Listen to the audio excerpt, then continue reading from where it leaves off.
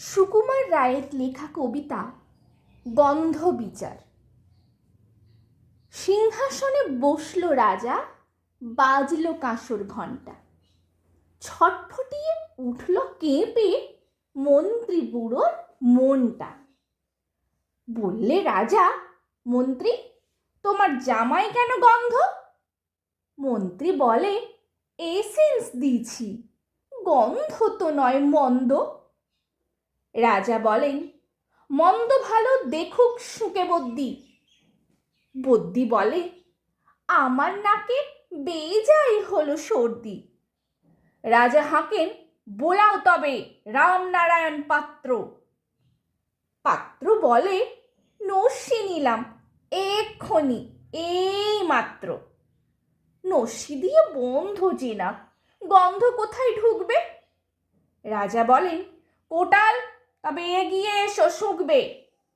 কোটাল বলে, পান খেয়েছি মশলা তাহে কর্পূর, গন্ধে তারে মুন্ড আমার এক্কেবারে ভরপুর।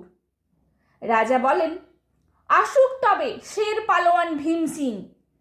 ভীম বলে, আজ করছে আমার সমস্ত গা ঝিমঝিম। রাত্রে আমার বোখার হলো, বলছি হুজুর ঠিক বাত। বলেই শুলো রাজ সভাতে চক্ষু বুজে চিৎপাত। রাজার শালা চন্দ্রকেতু তারই ধরে শেষটা। বলল রাজা, তুমি না হয় করো না ভাই চেষ্টা। চন্দ্র বলেন, মারতে চাও তো ডাকাও না গো জল্লাদ। গন্ধ শুকে মরতে হবে, এ আবার কি আহ্লাদ। ছিল হাজির বৃদ্ধ নাজির, বয়সটি তার 90।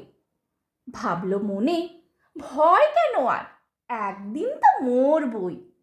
সাহস করে বললে বুড়ো, মিথ্যে সবাই বকছিস, শুঁকতে পারি হুকুম পেলে এবং পেলে বকশিস। রাজা বলেন, 1000 টাকা ইনাম পাবে সদ্য। তাই না শুনে উৎসাহেতে উঠল বুড়ো মদ্য। জামার পরে নাক ঠেকিয়ে শুঁকলো কত গন্ধ। রইল অটল, দেখল লোকে বিস্ময়ে বাক বন্ধ। রাজ্য হলো জয় জয়কার, বাজলো কাঁসর ঢক্কা। বাপরে কি তেজ বুড়োর হাড়ে, পায় না সেজে অক্কা। নমস্কার।